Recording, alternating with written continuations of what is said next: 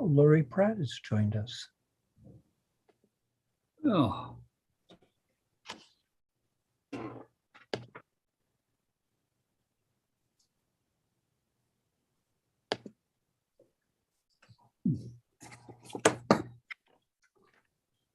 Well, it's not yet 7 o'clock, Mayor Beamish, but you do have quorum. Yeah, I've got, looking at my watch here, yeah.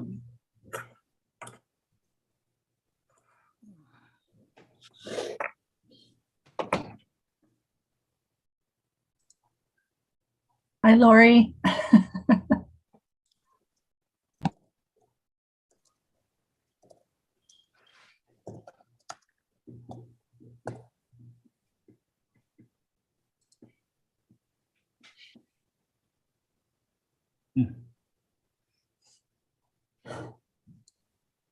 I'm actually home. It's actually hotter in here than it is at the office. I should have stayed there.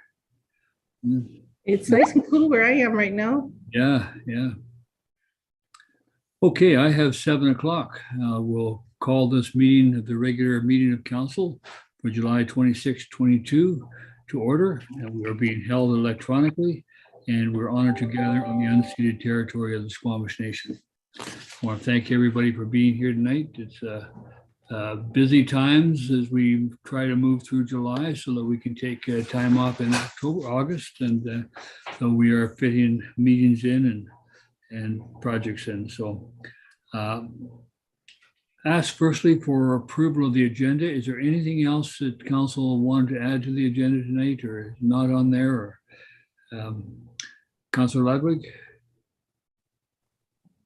Yeah, unfortunately, I realize that I'm wondering if we need to defer the Holland Lands Committee minutes because and this is my fault, I apologize. I didn't realize that the survey results from our community consultation weren't included in the minutes. And I figure the council and the community would probably like to see the results of that survey when we discuss the recommendations that came out of the Holland Lands Committee. So that's 7.1.1. Now, what about 7.1.2? Do you want that left on or? No, I mean, I think they both need to be removed because we should look at the survey results to discuss. So 7.1 we'll remove from this agenda and defer it to September the 6th. If we could. Of council, okay? Thank you. And with that change, would somebody like to move adoption approval of the agenda? Councillor Crowell, thank you. Councillor D'Andrade, thank you very much. All in favor? Thank you. We appear to, there's Councillor Lumley's joined us. I was going to say we appear to be running without Councillor Lumley, but I see him there. Thank you. Welcome. So item 3, the adoption of the minutes for the regular council meeting July 12, 2022. And ask for a motion to adopt the minutes. Councillor Crowell, thank you. Councillor Ludwig, thank you. All in favor? Opposed? Seeing none, thank you. Any business arising from those minutes, Council?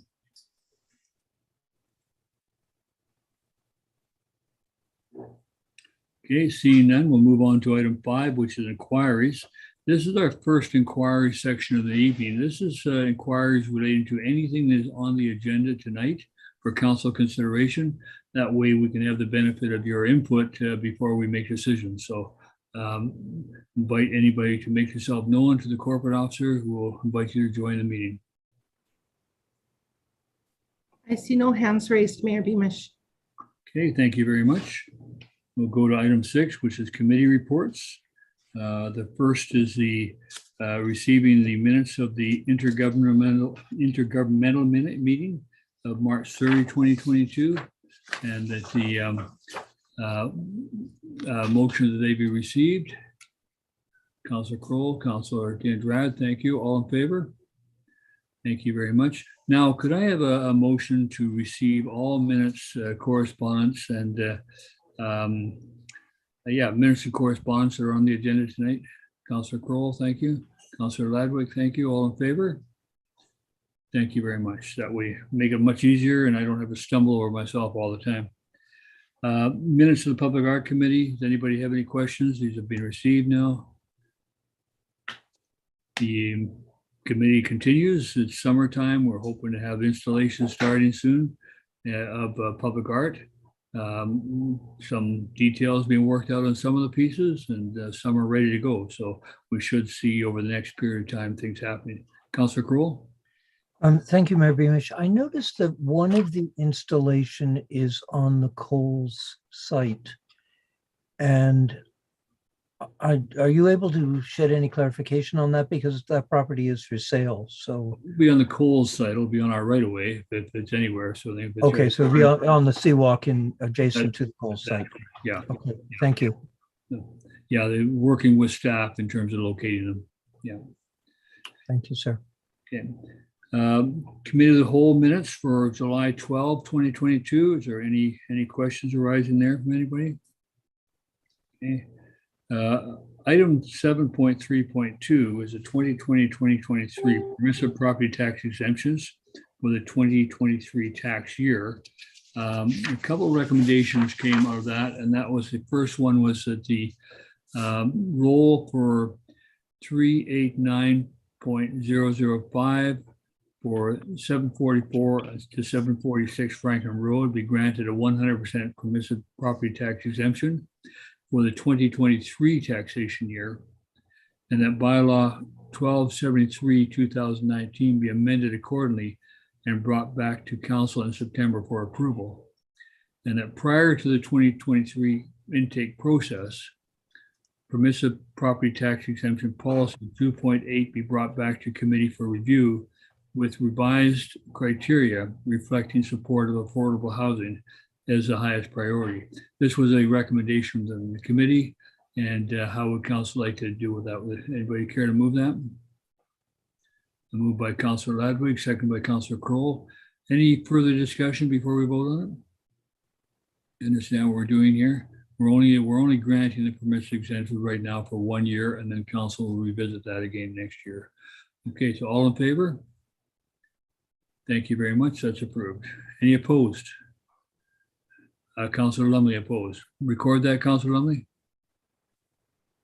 Okay, please record that. Councillor Kroll, yes? Thank you, Mayor Beamish. I would just like to raise a suggestion that where landowners are receiving permissive tax credits, and there is an opportunity for them to develop their site to potentially provide housing in the community, that I would like to suggest that we form a means of reaching out to these property owners to suggest that they could develop a little more social conscience and look towards developing their properties with respect to affordable housing and the housing needs in the community.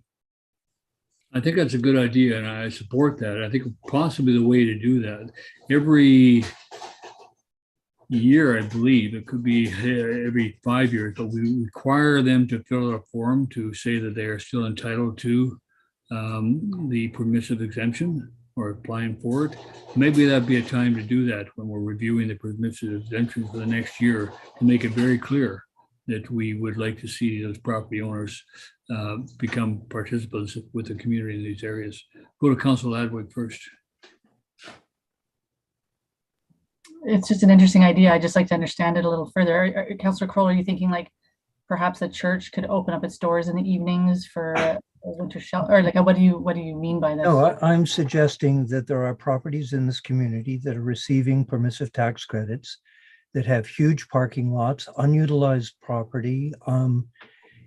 We're in a housing crisis, and there's not a lot of shovels in the ground. So I think, I don't disagree with these institutions and bodies receiving the tax credit, but I think they need to think a little more about the community. And I'm not saying that they don't, that, the churches perform various functions in the community, but they sit on vast areas of land that sit vacant for 6 days of the week.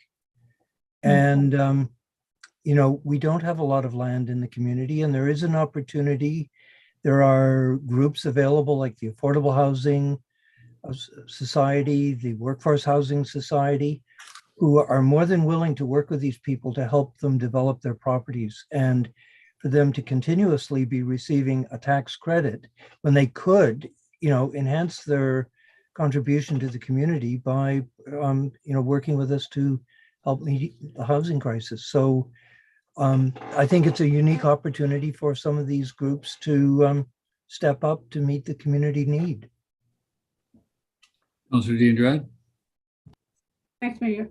I think if we are going to this extent, and I know we had a conversation the previous meeting, I think we should also perhaps include, because there was some dialogue on people, private owners, who add that perhaps they would provide rent at affordable rates.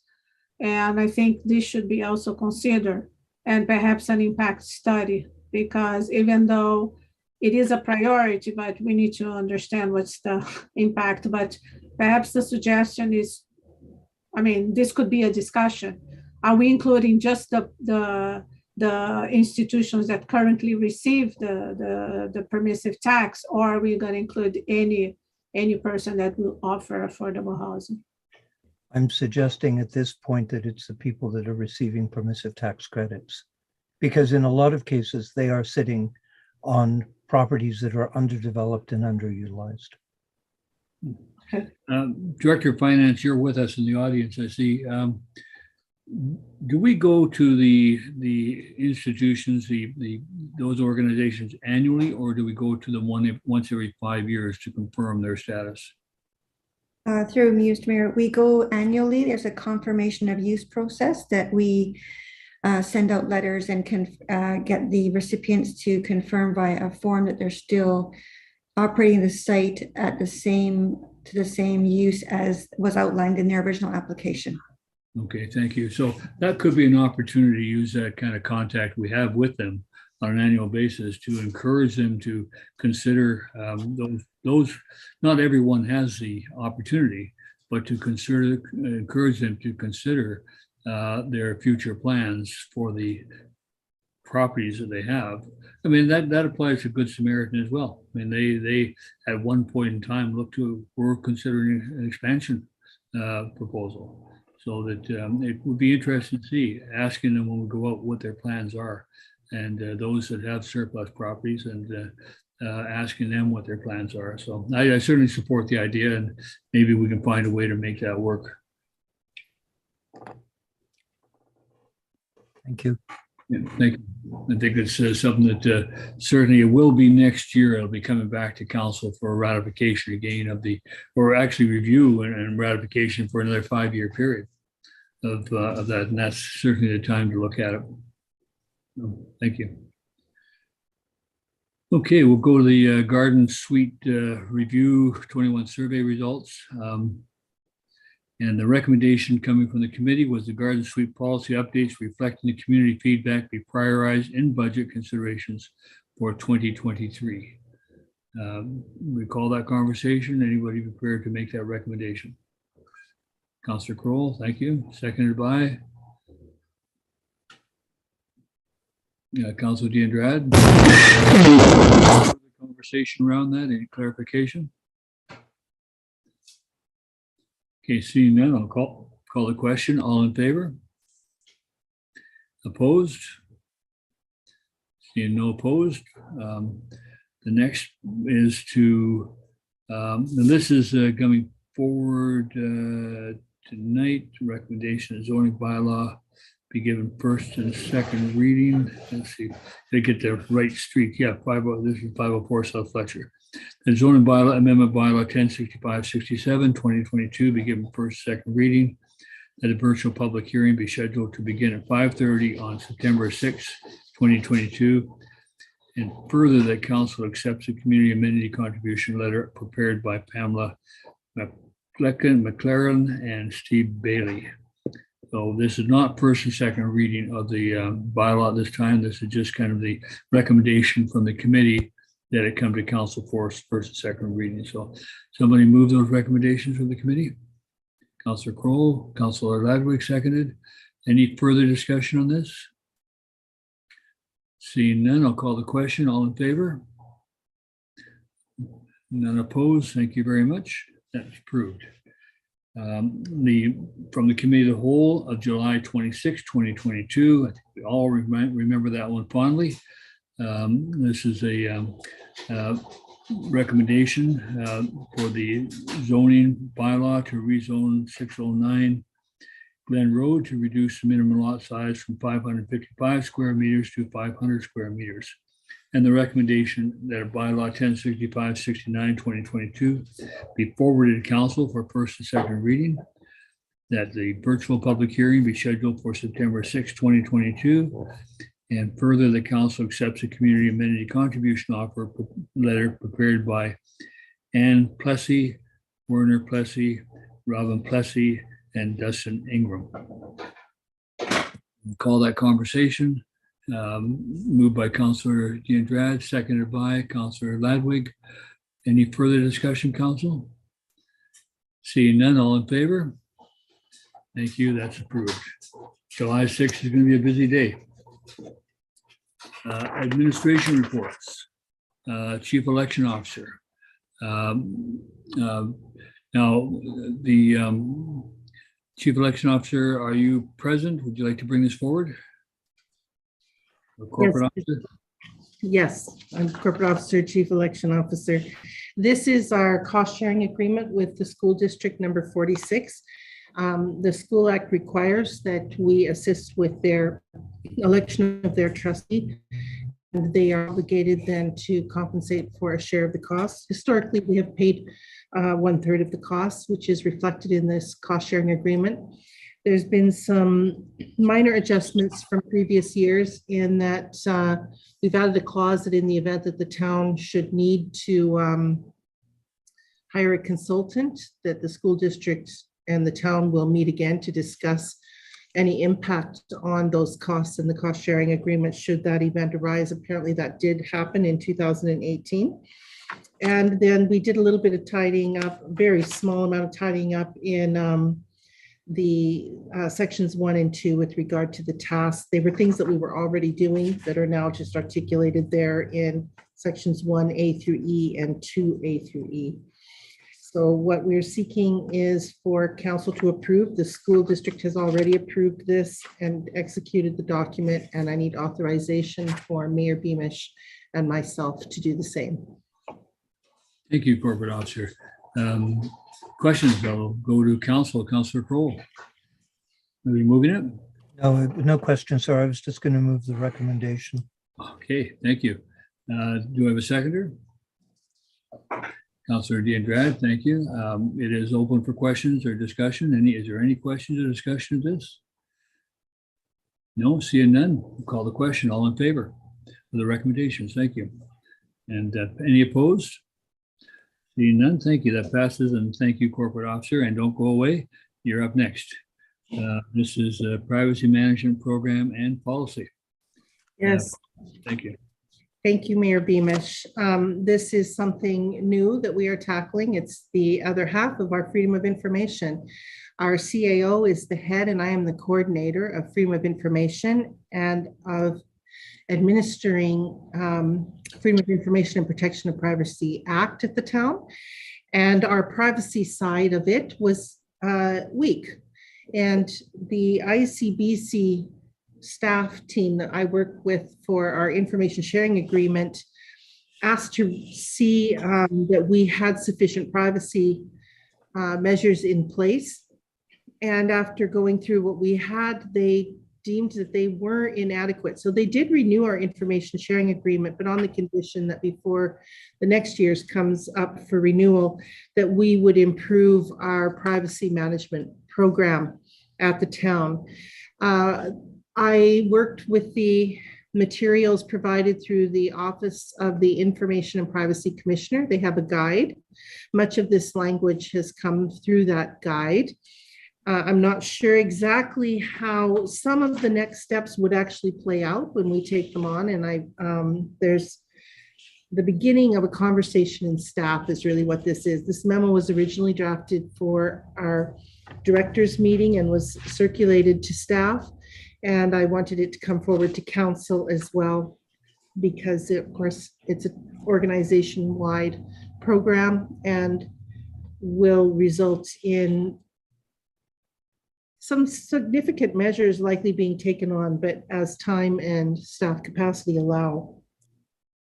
So one of the things that we will need to start doing is establishing and implementing some program controls, and putting in this policy is the first step. So attached to this memorandum is policy number 5.8, which provides the scope, some definitions.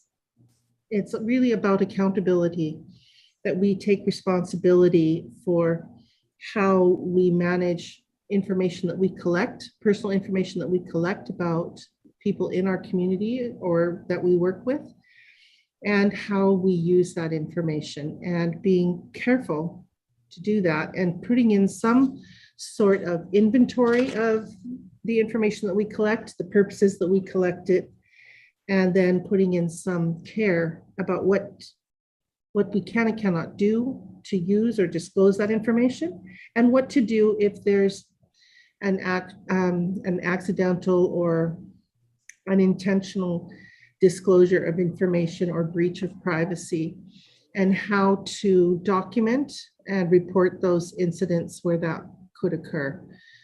So this is the beginning. It's just the beginning of something that brings us into compliance with the Freedom of Information and Protection of Privacy Act, and that we will probably improve on in the coming years. Thank you, Corporate Officer.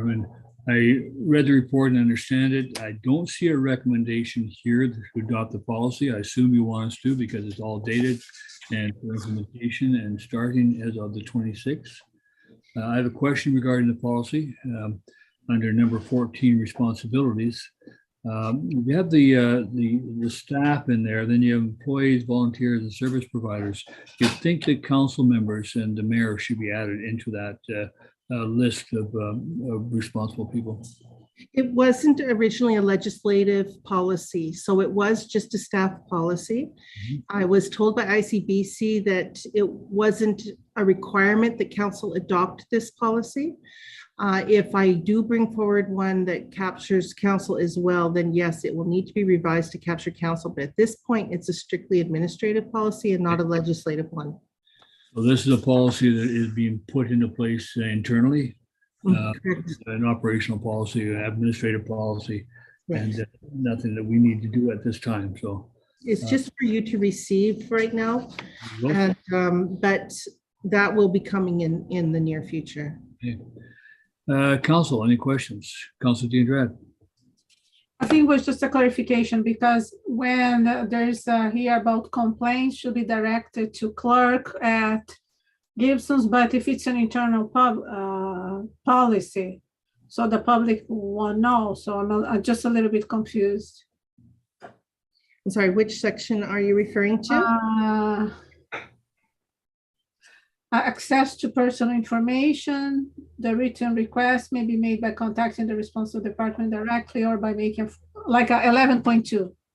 I see. Request may be made by email to clerk at Gibsons. So I thought this was for the public as well. So it is something that if the public were to ask for a copy, I would produce this. I have already been asked by one member so far of the public to provide them with our privacy policy, and at that point we did not have one. So it is something that I would share if I was asked to, but it also is there that this is where staff should direct someone who has a complaint. That's what staff should be directing them to do, is send an email to myself at clerk@gibsons.ca. Perhaps the language could be a little clearer on that. Okay. Can I? Okay, so I'm a little bit confused, because I thought this was a policy that we would, it will be for the public as well, but you said that it's just internally, so the public won't be aware of that? It's an internal staff policy, but if an individual asks for it, it can be produced for a member of the public who's inquiring about our privacy policy. Okay. Okay. I would, anyone in staff is free to share the policy with anyone who inquires. Is it not something we put up on the website? Yes, we could do that. Okay, I think that'd be useful because I think we probably have a section on the website relative to FOI and Yes. process. Yeah. Yeah, Okay. good. I'll make a note of that. That's a great suggestion. Other questions, council? And we're used to seeing these, well, we're used to privacy and protection of privacy and process, and that's what our corporate officer seems to spend a lot of time at, reading other people's emails. Yeah, it's a interesting process. Okay, so we have a recommendation, and that well, I guess we have received this for information because we received all reports, so that we have received this, so there's nothing further that we have to do. Be interesting to see over time how this policy works, and appreciate being kept informed of that, at least up until the end of October.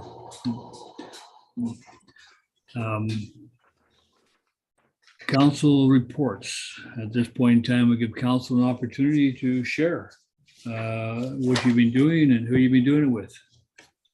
Who would like to go first? Councilor Kroll, go ahead. Thank you, Mayor Beamish. I'll keep it short. Colton Rockford, I thought he might be joining us tonight, but he's probably trying to stay cool. He brought up at our last meeting his concerns with respect to transportation. And following that, there was a report from a student in Roberts Creek made a presentation to the regional district. So I managed to get that report, forwarded it to Colton. And in the meantime, we had an inquiry from a lady who actually worked with Rick Hansen on accessibility issues and transportation for the city of Vancouver. And she's currently living on the coast with mobility issues and somewhat challenged in some of what she's facing daily. So I've got Colton, Anna, and Ellen meeting next week to sort of just brainstorm on the community accessibility transportation issues and how we might address them. I reached out to Chris Nichols at the Chamber and suggested that the next Business Watch, we did COVID, we did single-use plastics, that we include a lens of accessibility in the next business walk in the fall.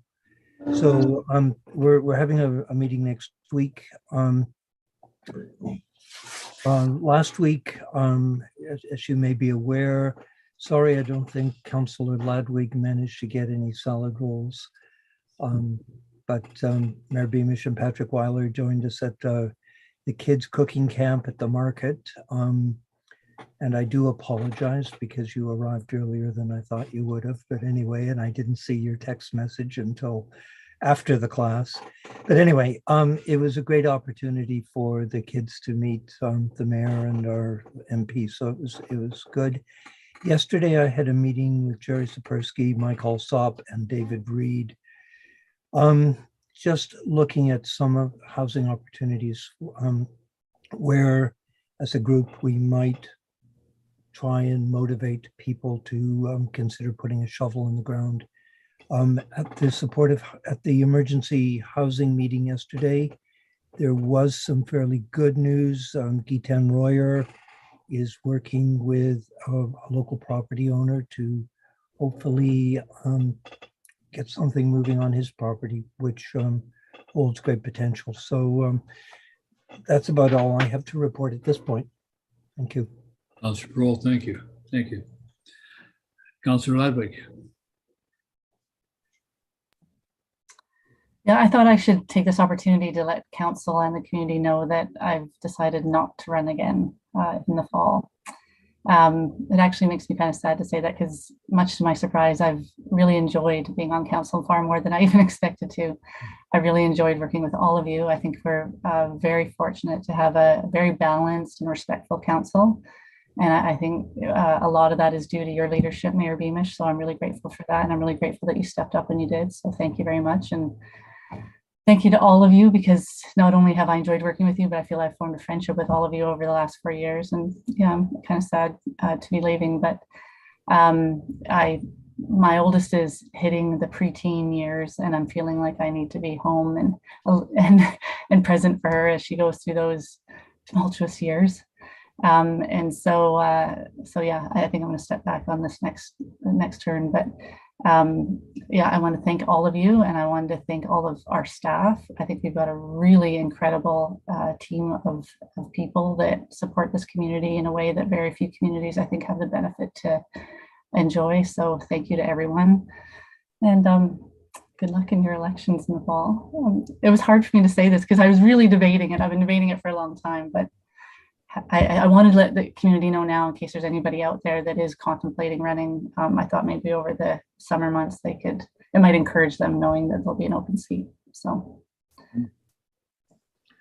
Councillor Ladwig, thank you. And I know the community will miss you. I think that you've done a tremendous job and a tremendous supporter. And I'm going to ask you, are you open to anybody contacting you who has any questions about council? Absolutely. And I would honestly encourage anyone to run. It was a really great experience, very diverse. Yeah, I'm the same way. If anybody wants to talk about the mayor position and that, please give me a call. And if I can help you, I'd be happy to do that. But thank you, Councillor Ladwig, to say thank you for your service. It's not over yet, but it's good to let people know that there is a position there that they can compete for. So, yeah, thank you. You will be missed. Thank you.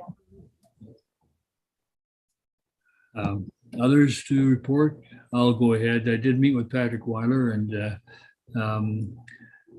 we had actually a very good meeting. A good number of our operations staff were present down at the Pioneer Park, along with Councillor Ladwig and CIO, and it was a presentation of a commitment or a confirmation of a commitment by the federal government to give $138,000 grant for the upgrades to the Pioneer Park.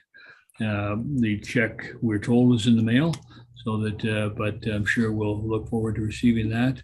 And Graceland was down there, and Tyler, and looking forward to getting the project done to get that area upgraded. From there, we walked by the Smitty's restaurant and said hi to Councillor Lumley, who was already at work and in his work uniform. And then from there down to the public market, where we did watch Councillor Kroll in action with 12 kids. I think they were all like grade 7 and lower group. They all had knives, so we couldn't get too close. And they were cutting vegetables and getting prepared for food. And Patrick Weiler and I got to test one of the salad rolls that are made with David's own hands. And then we went upstairs and had a nice lunch together. It was good, really good visit with him. SCRD meetings are still happening. There's a meeting this morning and in camera session. There'll be meetings again on Thursday, trying to get things all dealt with before the summer rest. And it's a busy time. There was a conference call last week with Honorable Bill Baird and Minister Cullen, and that was talking about the $800+ million rather that the federal government had provided to the provincial government for disaster funding relief. And it was a good conversation. I believe there was about 81 people on that call, and mayors from all over the province talking about different things about disaster planning. And when I got a chance to speak up, I mentioned that, climate change and climate change issues and planning do not focus on a community. They focus on a region, and that we need to work together, and we need to look at things that happen outside of our community as well as within our community, and how they all interact and impact. I also suggested that it would be nice if some of that funding were to be administered closer to home. I suggested that a good source of that would be, in our case, it would be ICE-T, providing a fund to ICE-T to administer for climate action planning, climate response. That's the committee that is set on by mayors and decided on by mayors, and funds there are provided through the ICE-T to local communities, regional districts, and to First Nations. And when I say set on by mayors, it's set on by regional chairs as well. So that it's people who understand each other's interests and issues within a regional concept. And so that it would expedite the application process and the decision-making process for amounts of money that could be used to proactively plan in a community. Because I also made the point that with proactive planning, eventually there'll be less responsive payments given out, because we will actually anticipate and solve some problems in advance. So hopefully we'll be looking for opportunities there. I'm looking forward to being off in August. I will be away a good part of August, so that Councillor Kroll and CAO will look after signing checks and doing that other things, but there won't be that many meetings around, but I'll be away much of the month. And I'm looking forward to that as well. So thank you. And I've already said I'm not running, so there's no surprise there. See no other hands up. Thank you, Council. And we'll go on to Council Correspondence 10.1 being received. Are there any items in the correspondence package that Council wishes to bring forward?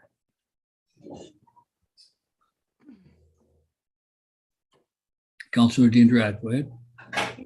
Yeah, there's two, actually one is a report, right? The right person, the right time, the right place, which is about long-term care, which is really positive because we know the state of long-term care. And we know that Canada is an aging community, and here in particular, we are also actually even more aging than the rest of Canada. So the goal of the report is to support, obviously, policy change, and there's a series of recommendations. And there's also from the federal government is Age Well at Home, which is also to support, obviously, people aging at home, and the right person, the right time, and the right place reports recommendation include that too, right?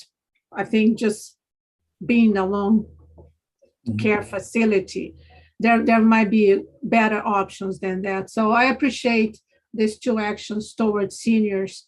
And things, I know since I took office, there's this conversation about the state of long-term care. So this is really promising because one of the people was,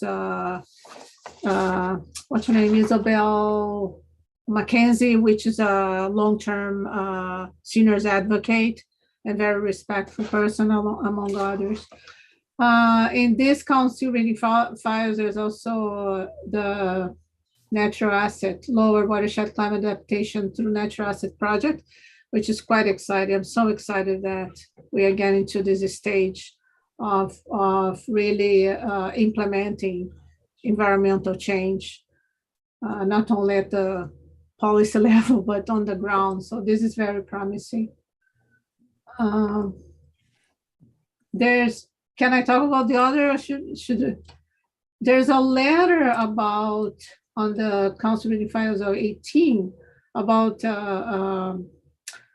public access being obstructed at Franklin between 751 and 755. So I wonder if our CEO can comment on that. CAO, did you have a chance to look at that? We discussed it the other day. Just trying to get myself on the hook. Through you, Mr. Mayor, I did share that with Bylaw and with the building department. That was yesterday, I think midday or end of the day. Quite honestly, today I haven't gotten to it, but it's on. We're following up on that. It's an attractive street and there's lots of activity there, and we'll just keep working with folks there. Typically, it tends to be folks that aren't necessarily aware of what's required, and we work with them. So. I don't expect this to be any different, but I will report back. Thank you. Thank you. And Councilor Diendrad, thank you for bringing up that report on the agenda. And I just want to commend you you were the very first liaison that was ever, I think, appointed to the seniors in town here to Harmony Hall. And you've really done a great job advocating for them, representing them. And we've moved a long way with that senior program. Now having kind of a line item in the budget and supporting them in other ways. So I really commend you for that. It's been really good. It's always tough to take some of those liaison roles on and actually work them, because it's a lot of extra work, and I appreciate how much you do there. Yeah, and I hope, Mayor, that I know the town got some award for being age friendly. I just want that we take this to the next level in terms of accessibility, making, perhaps we cannot require developers, but really incentivizing, perhaps even some sort of incentive we could provide, because it makes a difference. If you move to a place that there's some things arranged, it makes life easier, right? Than a senior having to go to a place and have to do all these modifications, which nowadays is extremely expensive. So I think accessibility is an issue that you and Councillor Crowell both share interest in, so that'd be good. I look forward to hearing how you develop that next year. Okay, we'll go, Councillor Crowell, go ahead. You're muted, Councillor Crowell. Too many mice.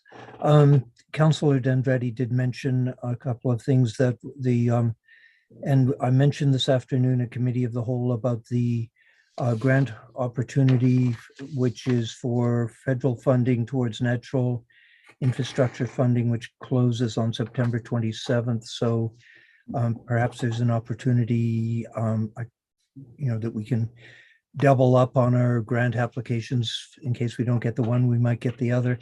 I also wanted just to mention very quickly the support that we've received back from the Village of Chase and a number of other communities with respect to the motion that we brought forward with respect to hospice. So it's good to see that it's getting a little traction, and I'll just leave it at that for now. The aging wellness at home was the other one I wanted to mention. There was a letter with respect to an issue with the supportive housing unit, and Eli, the manager there, is proactive when something comes up that she feels we need to get ahead of. She has been alerting us. There was a resident evicted from the residence, and the reaction of that individual was to create as much disruption and create a situation that reflected badly on Rain City and the supportive housing complex, to the extent of tossing needles into the mailbox and things like that. So Rain City, I believe, have dealt with it. They have security cameras that actually are focused on the mailboxes, so they know who the perpetrator was, and it has been dealt with. But it's unfortunate when a community tries to embrace people, and if things don't work out, it sort of ruins it for everyone. Councillor Lumley? It's mind-blowing that there must be some vehicle, because clearly Rain City operating is like, there's a screening process that these people are supposed to be going through. And I can't understand how something like that wouldn't get caught in the screening process. And if you read Silas's report, there's a number of people that from Gibsons that have found supportive housing in Vancouver that want to move back to Gibsons. These are people clearly living in supportive housing from here that are there and safely housed. But just the number of stories that I'm hearing, like, is there like a revolving door at the front of that supportive housing unit? Like, believe me, like, we went through this and we all did. There's specific, there's all sorts of boxes that those guys have to tick off every day that they run that place. And it just sounds like they're not. I don't know. Do we have some sort of recourse where we can go in? Because the deal's with the town of Gibsons, not with anybody else, right? So, I mean, I don't know. It just, it's almost like you want to just go in there and just go, okay, guys, that's it. you have to go back to square one, put the deal on the table and say, this is how you run this place. I would encourage you to share your specifics with the CAO because I'm not hearing that. I'm aware of the letter. I'm aware of some other things that Silas is working with, but I'm not aware of the specifics you have. So perhaps you should talk to the CAO about that. Okay, sure. That way we can address them. Councillor Kroll? Just to Councillor Lumley's concerns, and they're valid concerns. And Silas and I had a meeting with BC Housing, expressing our concerns that Gibsons residents and people who have a long time association with the community aren't being given the preferred treatment for access to that facility by not just Rain City, but also Vancouver Coastal Health, who also have a vote on who is allowed into the facility. So it has been addressed with BC Housing. BC Housing are coming down on Rain City with a very clear directive as to the screening process. There have been some issues. Silas is really on top of them, and he's been dealing almost daily with BC Housing and ensuring that people in our community who should be in that facility get preferred treatment. And there seems to have been a bit of a breakdown between BC Housing and Rain City with changes in staff, shortage of staff, people in community health who, aren't familiar with locals. They just see a problem and they want to solve the problem by putting a roof over their head. So send them to Gibsons.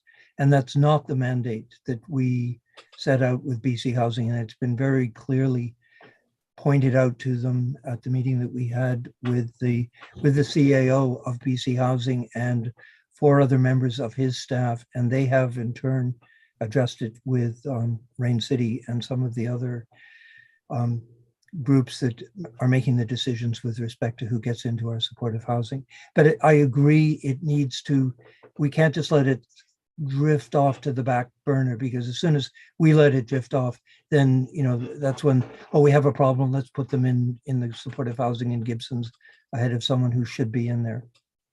So points taken, and I'll make sure. It is being addressed. Silas is drafting a letter for my signature. Manny and I met with Silas, discussed some of the concerns, and we have been addressing it with BC Housing. So, yeah. Thank you. Anything further? Okay, seeing none, we'll go to bylaws. First bylaw is the residential guest accommodation zoning amendment bylaw number 106566, 2022. And this is for 4th reading for adoption. Recommended to be adopted. Moved by Councillor Kroll, seconded by Councillor Ladwig. Any further discussion on this? We'll see none. Call the question. All in favor? Opposed? Seeing none opposed. Thank you, Council, and thank you, staff. A very long process, and we're getting there. Residential guest accommodation business license bylaw amendment number 66611, 2022. Recommendation that the bylaw be adopted. 4th reading. Councillor Kroll, moved by Councillor D'Andrade, seconded. All in favor? Thank you very much. That's adopted. And residential guest accommodation bylaw notice enforcement amendment bylaw number 1125-14, 2022. Recommendation for 4th reading and adoption of a bylaw 1125-14, 22. Councillor Ladwig, Councillor Kroll, seconded. All in favor? Opposed? And none. Thank you. That's done. Council amendment bylaw number 1065, 2022.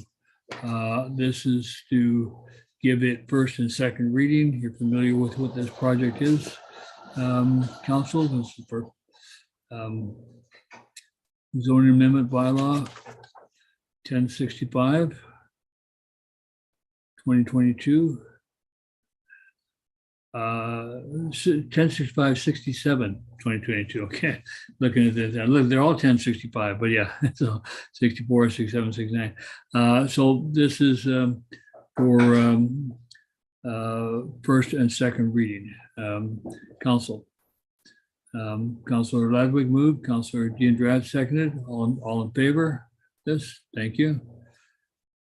Zoning amendment bylaw number 106564, first and second, third reading rather. This is a bylaw that we considered public hearing tonight, and this is for third reading.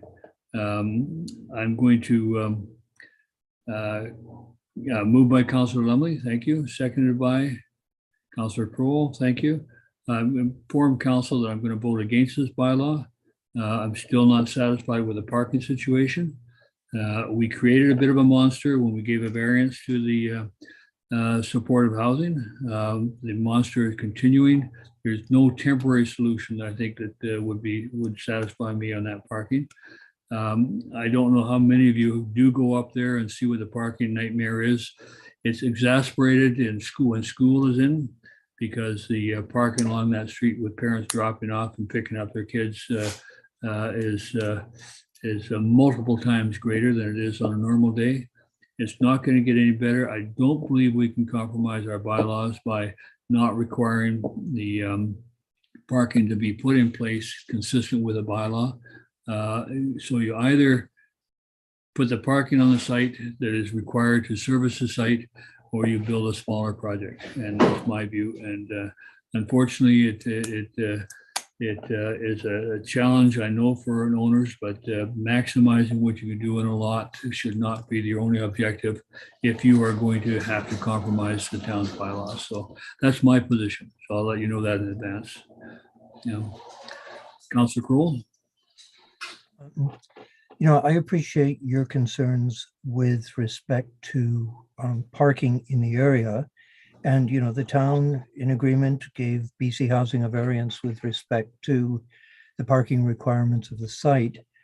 I have spoken with the new board at the Legion and suggested to them, and it was indicated to me that they might well be receptive to renting parking space, not to the residents of the supportive housing unit, but to the staff of the supportive housing unit, thus enabling the people who do need vehicle access to the supportive housing to be able to use the on-site parking lot.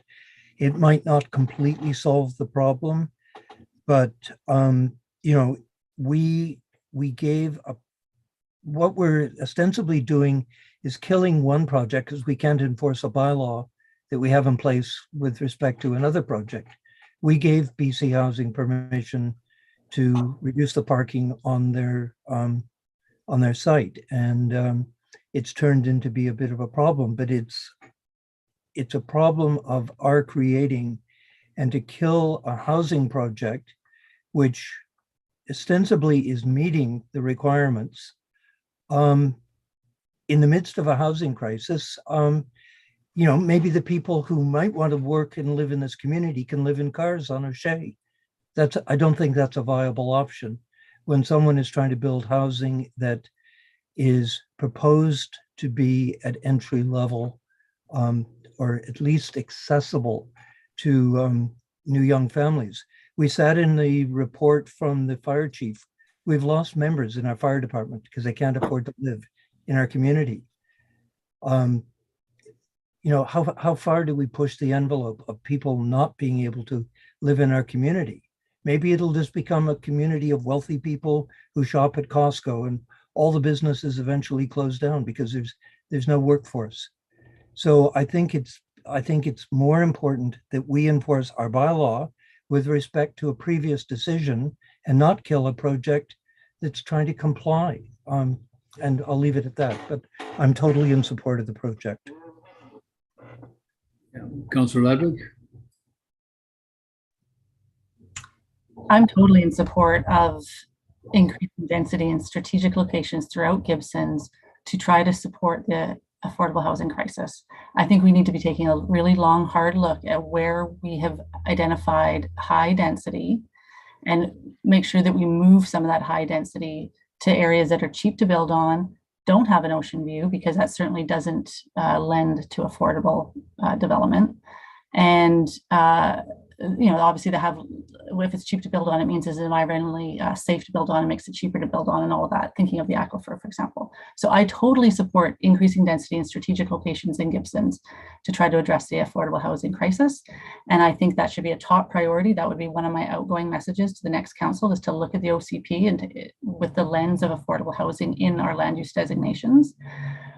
But I don't think that we need to do this at the expense of best planning practices.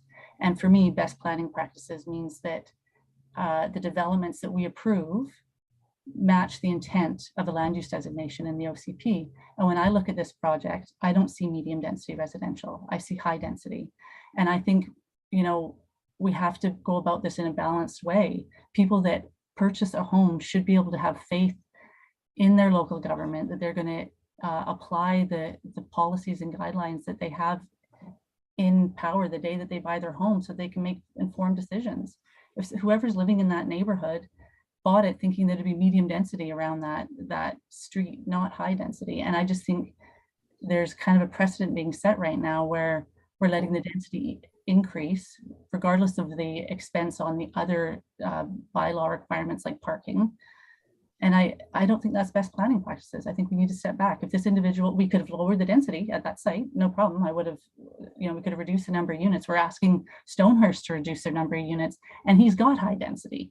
So we could have asked him to reduce the number of units to bring that parking into compliance. He could have bought a high density lot and put his project over there, no problem. But he didn't. He bought a medium density lot and is trying to put high density on it. And I don't think that's best planning practices. So I will be voting with Mayor Beamish opposed to it. Councilor Lumley? Yeah, I don't, I mean, I could ask the Director of Planning to clarify it was not a medium density lot prior to the zoning application. It was single family, I think, but is that the case? And then just by moving it to this, rezoning it, what's fitting on there is actually complies with the zoning that it's being changed to. Is that not the case? Like what was it zoned prior to this zoning amendment bylaw? So, Director of Planning? thank you, Mayor. So before, right now, the property is zoned R2. And the zoning amendment is to change it to RM3. So right now it's basically a single detached zoning. And the change is to increase the density to a multifamily zone to allow for this 16-unit apartment. We've got in our OCP, we have two densities, essentially. We've got a floor space ratio density, and the range is 0.7 to 1.2, and what's being proposed is 1.0. So it's basically right in the middle for the density for FSR in the OCP. In the OCP, it also talks about this generally, in brackets, density, and it's between 45 to 75 units per hectare. So at 75 units per hectare, if we looked at the maximum unit per hectare density, it would allow about 11 units on that property. But what they're asking for is 16 units. So that unit per hectare count is 122 units per hectare. So it's above the unit per hectare count, which is that generally clause in the density. But when we're looking at the FSR, the floor space ratio, it's right in the middle of medium density. So in the staff report, when it was presented not recommending an OCP amendment, but there was that alternative recommendation that council could have taken. It's from a planning perspective, we would look at that and say, yes, it does meet that medium density land use designation, and that's good enough. So that's where the density discrepancy is. It's similar to the Eagle View development as well. It's that the density just doesn't line up the way I think it just doesn't line up. So to get 11 units and that FSR, you would have really big units. And he's reduced the size of the units as well, right, to fit the 16 in. And they're entry-level rental units. Like, my only thinking is, how many times does anyone, a developer or anyone, and I thank you, the director of planning, but how many times does someone come into your town and say, hey, I want to build 16 entry-level rental units? Never? I don't know. I mean, when's the last time it's happened in this town? Like, just a point of clarification. I don't know that these are rental units. I think initially they were proposed as rental units, but I think right now they're being proposed as strata units. So they're not rentals. I thought the guy said that they were, did he change that from the first? Yeah. So okay, I missed that meeting. When they originally proposed a couple of years ago, it was rental. They did propose rental, but since then they've got a new architect, and the plans have changed a bit. So now they are strata units. Okay. We're going to go back to Councillor Ladwick, then Councillor Cole. Yeah, I just wanted to kind of come back to the land use designation and the density. I understand that we use a number of different calculations to determine what fits within the medium density and high density. And I know there's different ways to calculate that, and that is the job of the planner. For me, as the elected official, I'm kind of just looking at the intent. And I do feel that if a project can't fit the number of parking stalls, for example, or even closer to it. Like, I know we've used different calculations in the past because we need to update our parking bylaw. I know we've gone down, right now it's 2 or something, Director of Planning could correct me, and we've used 1.4 or, whatnot. But this is, as far as I can recall, one of the lowest calculations we've used. And other than the school road project, the supportive housing project. And I just feel like if a lot can't fit, then if it can't fit all the parameters of a reasonable development, then it doesn't fit. The density is too high. Regardless of what all these calculations kind of come to, at the end of the day, the intent is not met. So that's why I'm voting for them. Yeah, I agree with you. As in terms of the supportive housing, we relied on the commitment from BC Housing that people who live there would not have cars. So I understood that would be a criteria, and that was soon thrown out the window for people who have cars. And that was the intent. That's why we gave a variance on that site. And so that it wasn't because we were saying, okay, that's fine, we'll live with parking on the street. It was never intended to be that way. So that's caused a bit of a problem there. And we have told that to BC Housing and the province that they have not lived up to that original commitment to not have vehicles. Back to you, Councillor Cole. Thank you, Mayor Beamish. To Councillor Lumley's point, when the project first came to us, it was rental. And they did actually, they had an addition, I believe an additional floor, and they were going underground parking to create. And when it came to the planning committee, and I, working with the people behind this project, they listened to the people on the planning committee, made some design changes. They addressed accessibility issues. They made a larger elevator. They reconfigured the elevator so it would be less of a problem for people in wheelchairs to deal with. They addressed a number of issues with the intent of being able to make this entry-level housing. We had another project in this community that was supposed to be entry-level housing with rental, and it got shut down because of a traffic study that they had a couple of units more than they showed in the proposal. So the whole 8 units of rental got lost. 8 units of affordable housing got lost. Right now we're 3 years into a term and we have 3 affordable housing units. I agree with Councillor Ladwig that we need to come down on some of these property owners that are in areas that could provide housing, but right now there are no shovels in the ground. And sure, let's leave it to another council to try and sort out the problem. But I think, we created the problem with the supportive housing and BC Housing in Rain City. I think, we need to come down on them and not kill a project. It was City of North Vancouver has eliminated parking requirements in their building bylaw because they realize that, when a building is next to schools, next to shopping, that people are not going to be using, they don't need 1.5 cars. In some cases, they, might even not even have a car. If, it might be an option. I can afford to buy in this community and work as a volunteer fireman, and I don't need a car because I can walk to the fire hall from here. I will remind that there are 50 units of rental housing coming up on Venture Way that are probably market housing. That we don't know that this is not market housing. Do you have something that do we have something in agreement from the developer that says he's making below market housing?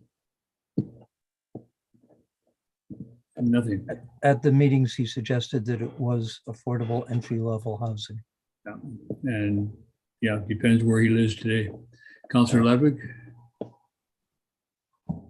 I was just wondering if the director of planning could remind me, I don't have the actual report in front of me, but what is the square footage of these units? Do you know offhand? I could look, I'll look that up right now and I'll get that for you. I mean, from what I've seen, a lot of these things are selling, it's a cost per square foot. That will dictate kind of what these things are going for. The building cost, yeah. Councillor Lumley? Yeah, I'll ask the corporate officer if what this is a conundrum for me because I wouldn't have moved this. And I apologize to you guys that when he was saying entry level, I was specifically thinking it remained rental housing, which I think Gibsons needs more than more condos because I know the exact thing what's going to happen with these condos. I have no faith in people building condos because the same thing happened right down the street in School Road where these things are being sold for $1 million. And that's not entry level housing at all. And you know what? Developers have to make money. I get it. It's expensive to build things, but I probably wouldn't have. I moved it, but now I'm regretting moving it. Now I'm going to vote against my own movement. Like, what's my head spinning right now? You are currently the mover, and the mover votes for the motion. So that is a bit awkward. All right. You may wish to withdraw your motion then. I would love to, yeah. Does the seconder have to agree? I did second it, I believe. Yeah. That is a good question. I'm not sure if he has to agree. Let me just check. Okay, Sorry, David. yeah.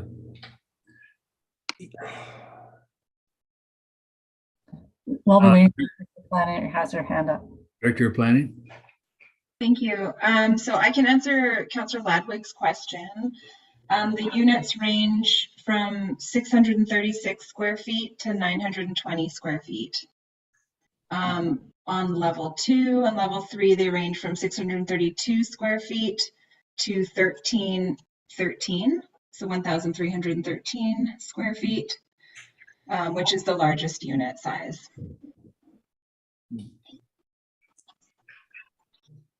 Thank you.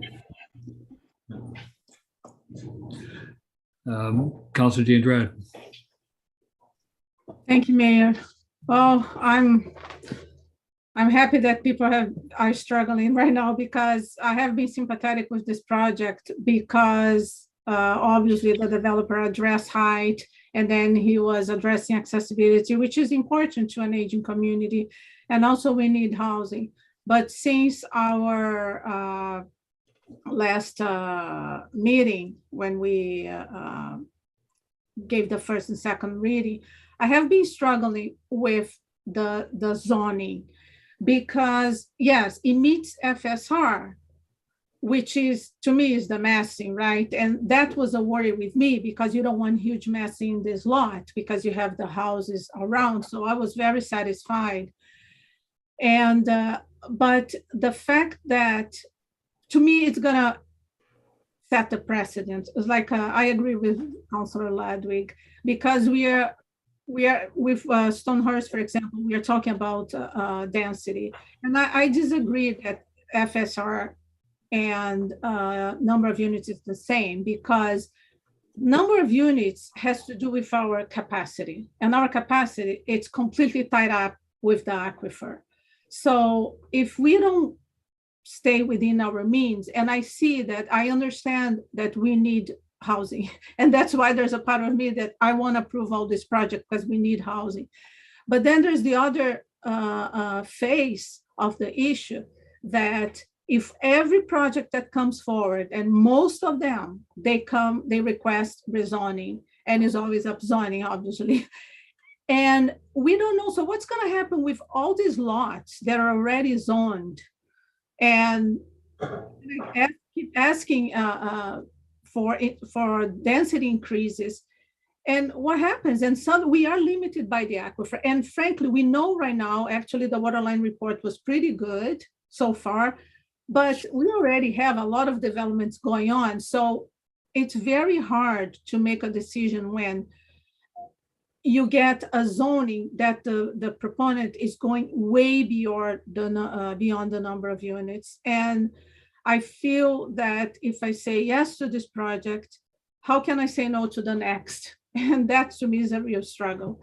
So yeah, and I feel for the community, because I understand that this project has nothing to do with the supportive housing, but they are struggling already with parking. And I felt today, because the people who came to the public hearing are the people who live around this area. And I was aware of parking issues, but it's important to hear from the people. So unfortunate, and I agree, if there was a commitment that part of these units were going to be sold at entry level, then I would say yes. That upzoning way beyond is actually even way beyond the next zoning, which is RM, I believe, 4. So it passed the next zoning as well in terms of number of units. If the developer agreed to do, let's say, 2 units at the entry level, I would say yes. I totally support, because they're going to provide 2 affordable housings to our community. But it is not the same. It is not the case. So right now, I'm not supportive. I'm just going to interject here without the hearing from the corporate officer. Now, she might have the same answer I have, so I'll let the corporate officer speak. I won't give advice. You're muted, corporate officer. Thank you, Mayor Beamish, through the mayor. And if you do know something in addition to what I'm about to say, I would be glad to hear it.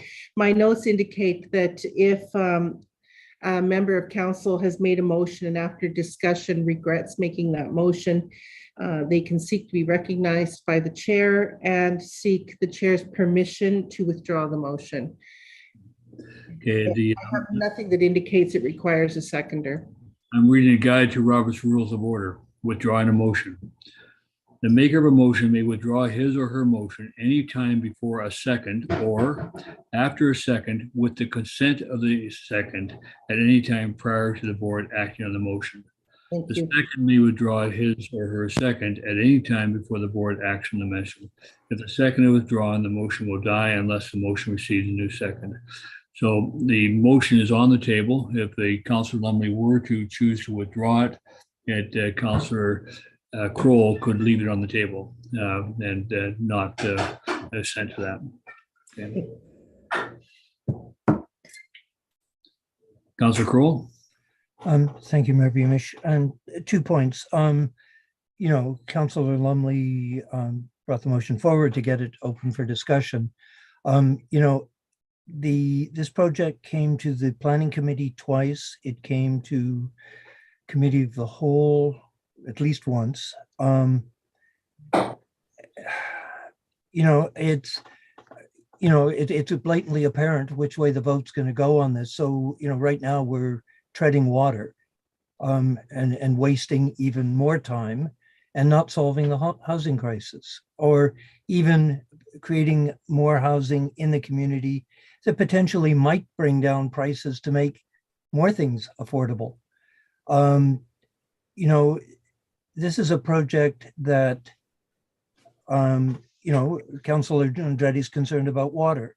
This is a project that could move, you know, could have occupancy in less than 2 years. Gospel Rock, they haven't even put a shovel in the ground to build anything.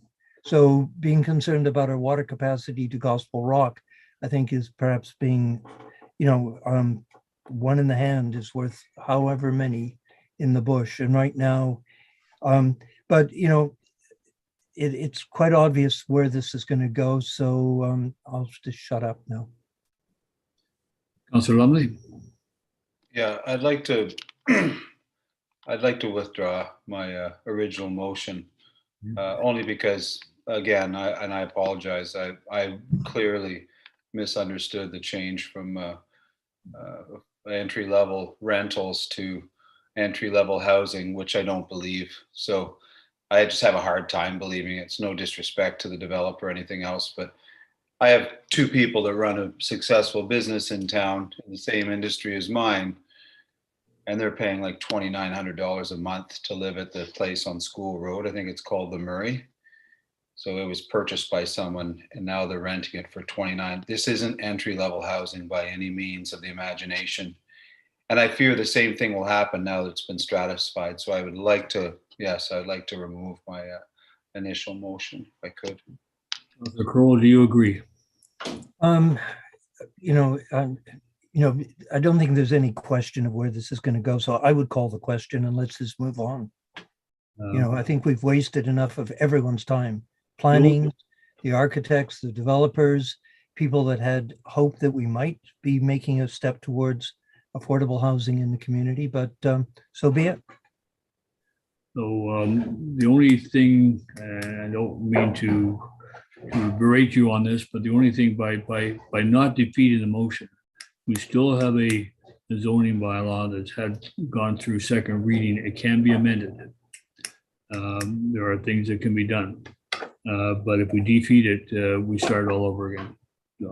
So you might want to kind of give some concern about thinking about that, and then you would possibly go back to the developer and say, hey, here's the issues. Can you solve those issues? A smaller project would do it for me. Councillor D'Andrade. I think if if we make a motion that the developer needs to comply with the number of units for zone RM3, solve all the problems because there will be less units. The market is not entry level anyway, so the developer can sell, and some people would still buy, and some seniors that have big houses still will buy, and it would address the parking issues right away. At the same time, the developer can come back and decide that he would sell 2 units for like at affordable prices. That's something, but I would like to make a motion. No, not right now. There's a motion. Well, amendment, sorry. Motion on the floor. There's a motion. Mayor Beamish, you mentioned that we can amend the motion. Amend the motion. You can't amend the motion to adopt you know, the bylaw. That motion is on the floor. So you need to defeat or approve. Right. Or withdraw it.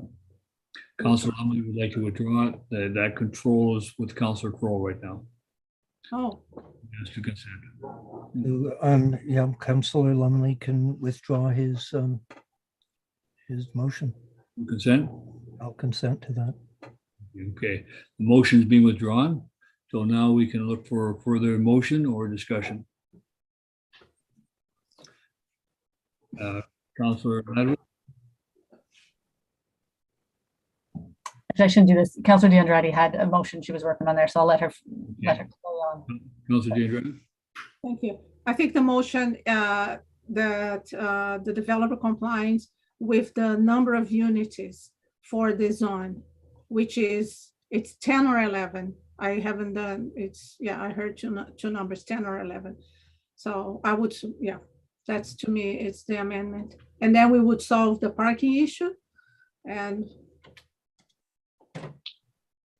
he will still have his building. And that's in the form of a motion, you're saying that? Yes.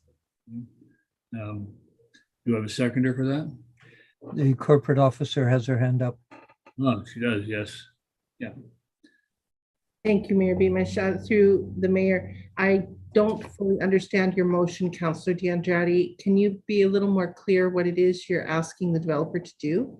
Yes. Right now, the motion is to upzone to RM3. However, the number of units does not conform with the zoning.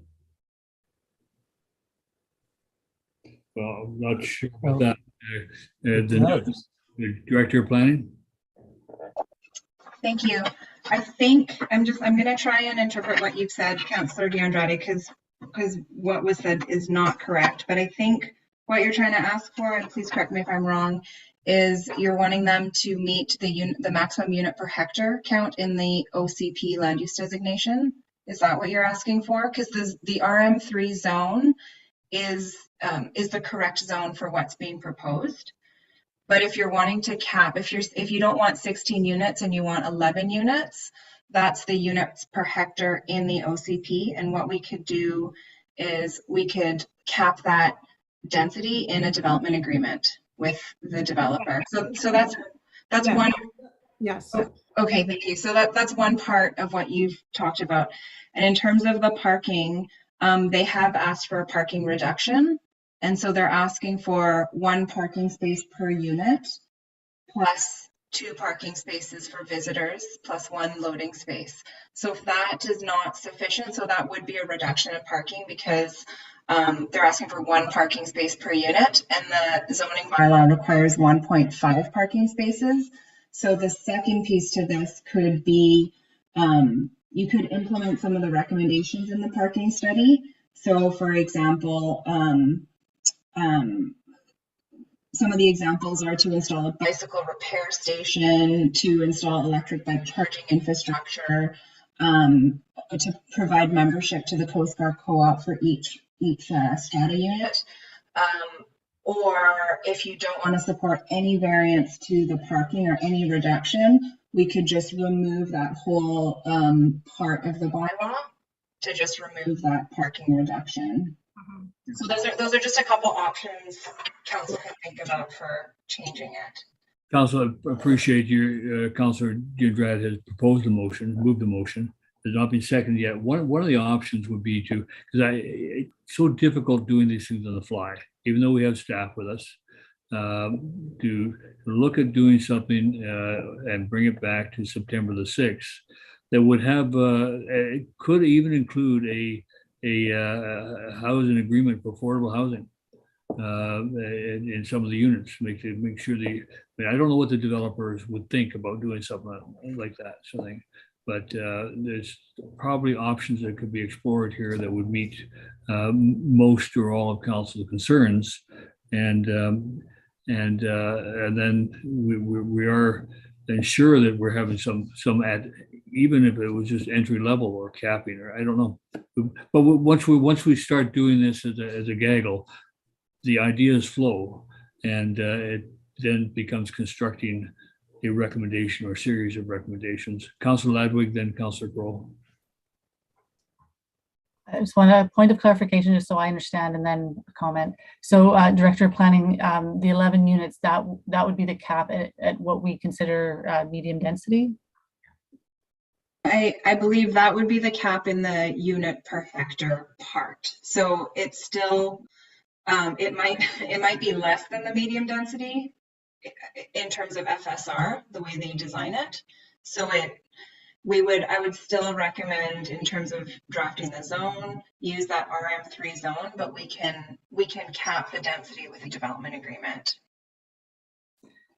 Okay, so sorry, Mayor Beamish. I like where Councillor DeAndrade is going with this motion, and I would be willing to second it right now. I don't feel like talk about it more. So like in a, and I like just going back to what the rules are. It's 1.5 parking stalls. This is the number of units, and it has to make that fit. And so within the units, however many units within that medium density per hectare requirement on that lot, and then great. I'll support his project, no problem. You can live with that. So if you want to second that? Yeah. Okay, thank you. Discussion, we'll go to Councillor Cole.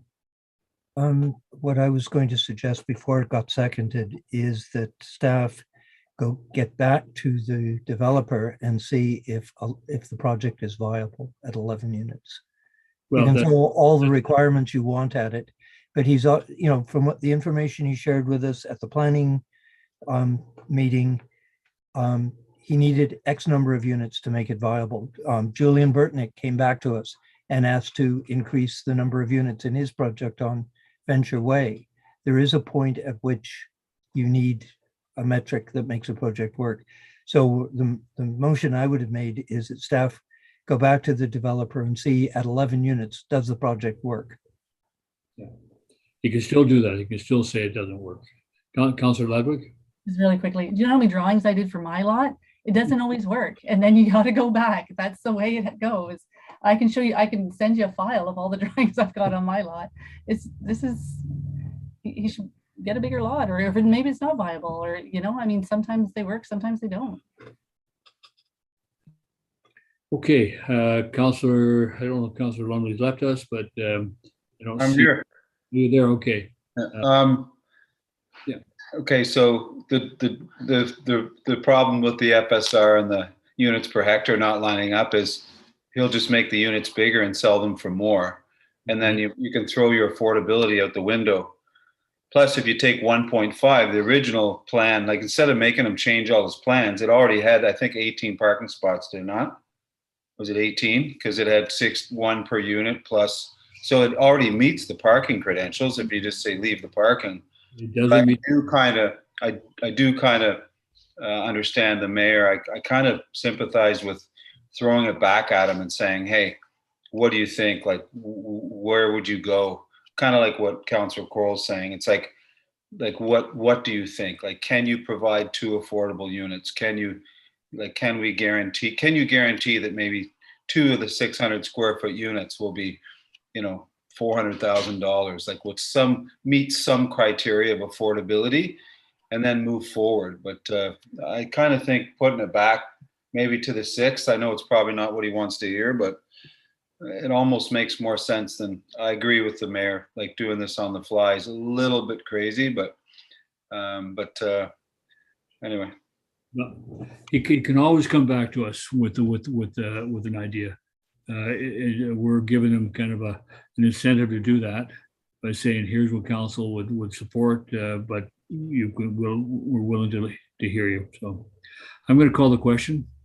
Do we need to everybody understand what the resolution is? Corporate officer, do you have it?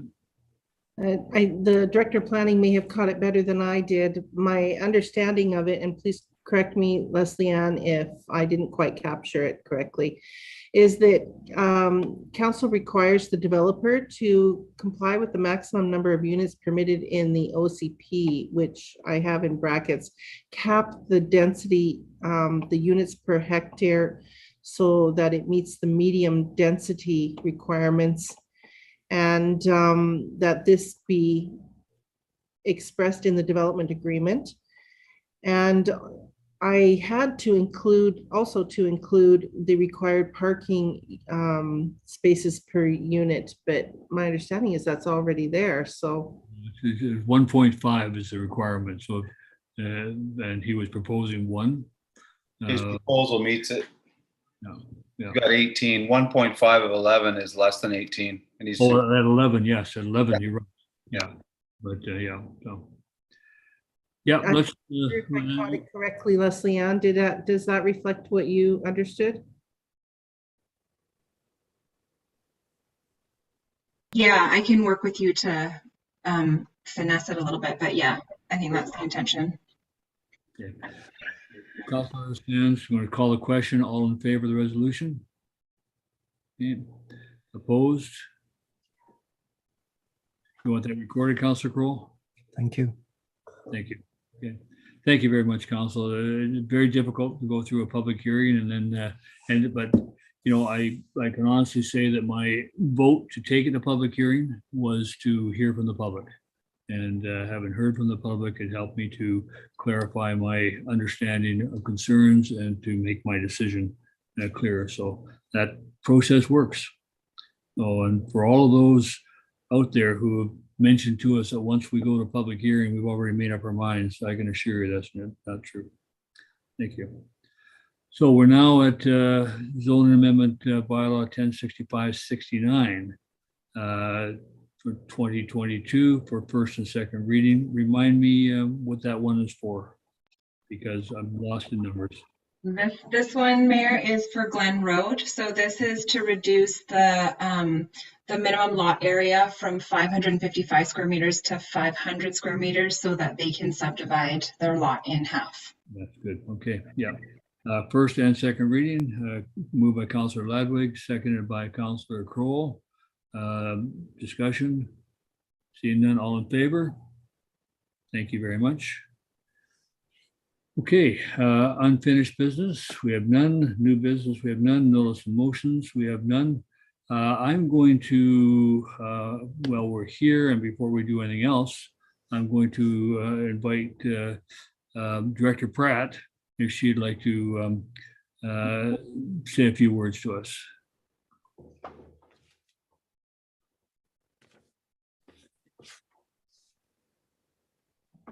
Like a guest appearance. I'll be joining you now. Lori, are you there? Sorry. Yes, I am here. A little bit surprised. Hi, everyone. Okay. I was not expecting, I was just, I like every once in a while crashing another government meeting. So I know I'm a little bit of a Sunshine Coast political junkie. Oh gosh. Happy you're here. Yeah, happy to be here and wishing you all the best. I mean, you all know that I'm moving on, but it's been such a, oh, sorry, I'm going to be like Ilaria and start to bawl and or tear up too, but it's been a true pleasure to work with all of you. I will miss you all and wish you all the best. I've always loved the town of Gibsons. I love this whole Sunshine Coast, but town of Gibsons has always had a special place in my heart. Wish you all the best and good luck, and I'm sure we will hopefully see each other around. But good to see you all tonight and to hang out with you for a little bit virtually, and all the best. Thank you, Lori, and thank you for joining us, and thank you for your contributions both on the school board and on the regional district. It's been huge. And we just acknowledge that and thank you very much. Councillors, Councillor D'Andrade. Thank you, Mayor. Thank you, Laurie. I was actually going to write you an email, and I felt really emotional when I heard that you were leaving, because to me, you are a coaster, a solid one, and you became a politician, to me, a great politician. So I always admire your, and we didn't hang out too much because COVID came, but I follow politics, and I really appreciate the way you go about it and how responsive, and all the good stuff you are. I'm really hopeful that you're leaving just for a little bit and you'll come back. I just had the crystal ball that told me that you're coming back, and I'm crossing my fingers that this is just a temporary thing. So very appreciative of your work, your presence here on the coast. Thank you. Thank you, Lori. Thanks for joining us. I won't put you on the spot anymore. Okay. Take care. Talk to you later. Take care. Bye, everyone. Thank you. Okay, we will go back to that portion, item number 15, and inquiries.